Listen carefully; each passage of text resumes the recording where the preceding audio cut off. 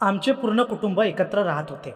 आमच्या कुटुंबात आई बाबा, मी, माझी लहान बहीण, काका काकू आणि आजोबा राहत होते. पण माझ्या काकांना दारूचे व्यसन होते, त्यामुळे कधी कधी घरी भांडण व्हायचे. ते आजोबासोबत भांडण करायचे. कधी बाबा त्यांच्या भांडणात गेले तर त्यांना सुद्धा काका बोलत होते. अनेक दिवस झाले असे सुरू होते. म्हणून आजोबा आणि बाबा काकांसोबत कामापुरतेच बोलायचे. आजोबांनी जास्त कामे होत नव्हती, म्हणून काका आणि बाबा दोघे शेतात काम करायचे. संध्याकाळी येताना काका दारू पिऊन यायचे, पण हळूहळू काकांच्या दारूचे प्रमाण फारच वाढले. त्यामुळे काकूंना सुद्धा काळजी वाटू लागली. काही दिवस असेच निघून गेले, पण आता काकांना दारूचे प्रमाण फारच वाढले होते. त्यामुळे ते शेतीत पण फार कमी येऊ लागले.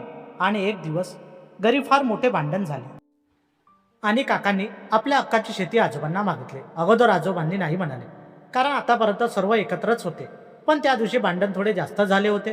त्यामुळे आजोबांनी बाबांना आणि काकांना वेगवेगळी शेती करून दिली. तसेच काका आता आमच्या शेजारी राहू लागले, कारण त्या दिवसाच्या भांडणानंतर ते आमच्यासोबत राहत नव्हते. आता तर मला फारच वाईट वाटू लागले, कारण मी नेहमी काकांकडे जात होतो. मी लहान असताना काका माझा फार लाड करायचे. तसेच काकू सुद्धा मला फार चांगली बघायची. काकूंना एकच मुलगी होती, ती बाहेर राहून शिकायची. त्यामुळे कधी काकूंना काही काम असेल तर ते मला सांगत होते. पण आता काका काकू एकटे राहत होते आणि भांडणामुळे ते आमच्या घरी सुद्धा येत नव्हते. कारण काका म्हणाले होते की आता तुमचा आणि आमचा काही संबंध नाही. तसेच बाबांना आणि आजोबांना फार बोलले होते. पण कधी काकू बाहेर दिसली तर माझ्यासोबत बोलायची. जरी आमचे बोलणे बंद झाले तरी मनात कुठेतरी नाते होतेच, कारण लहानपणापासून काकू माझी फार काळजी करायची. कधी काकूंना मार्केटमध्ये जायचे असेल या कुठे जायचे असेल तर काकू मला घेऊन जात होती. पण आता झालेल्या गोष्टीमुळे मनात कुठेतरी वाईट वाटत होते. कारण कधी काकू मला दिसली तर वाटायचे त्यांच्याकडे जाऊन बोलावे, घरी काय बनवले तर त्यांना नेऊन द्यावे. कारण काकू मला नेहमी काही ना काही जेवण बनवून द्यायची. मला काही आवडले नाही तर मी काकूंना माझ्या आवडीचे बनवायला लावत होतो, कारण आईसुद्धा बाबांसोबत शेतात कामाला जायची. मला काकूच्या आजचे जेवण फार आवडायचे. पण आता या गोष्टी आठवणीत राहिल्या होत्या. काका व्यसनात पूर्णतः बुडाल्यामुळे त्यांना आता कशाचेच भान राहत नव्हते. नाहीतर काकासुद्धा अगोदर स्वभावाने फार चांगले होते. माझ्या आईचे आणि काकूचे फार पटत होते. ते नेहमी आपसात गप्पा करायच्या आणि जेव्हा कधी आमच्या घरी काही सण किंवा प्रोग्राम असला तर घरची स्थिती फारच चांगली असायची आणि तो आनंद पाहण्यासारखा असायचा. पण मी काकूंना आधीच म्हणालो होतो की तुम्हाला कधीही काही काम पडले तर मला सांगाल, कारण लहानपणापासून काकूंनी मला दिलेली साथ मी विसरू शकत नव्हते. पण कधी कधी मी बाहेर दिसलो तर काका माझ्याकडे रागाने बघायचे. आता मी फार मोठा झालो होतो. एकदा काकूंना मार्केटमध्ये काही वस्तू आणायच्या होत्या. काकूंनी मला फोन केला आणि म्हणाली, मला बरे वाटत नाही.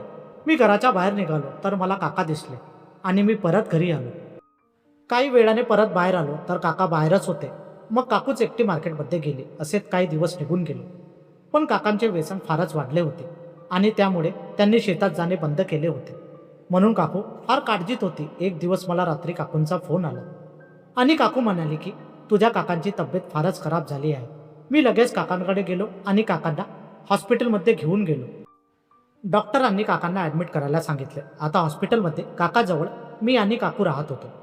काकूकडे बघून मला फार वाईट वाटत होते. त्यानंतर बाबा आणि आजोबा सुद्धा हॉस्पिटलमध्ये आले. काकांना काही दिवस हॉस्पिटलमध्ये ठेवले.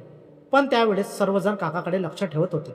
वेळोवेळी सर्व येऊन बघायचे. काही दिवसानंतर काकांना हॉस्पिटलमधून सुट्टी झाली. काकांना माहीत झाले की सर्वजण नेहमी हॉस्पिटलमध्ये त्यांच्याजवळ होते आणि काळजी करत होते. त्यामुळे काकांना स्वतःबद्दल वाईट वाटू लागले आणि काकांना आपली चुकी कळली. कारण एवढे भांडण होऊन सुद्धा काकांची साथ कोणी सोडली नव्हती. काका म्हणाले की मी फार चुकलो आहे.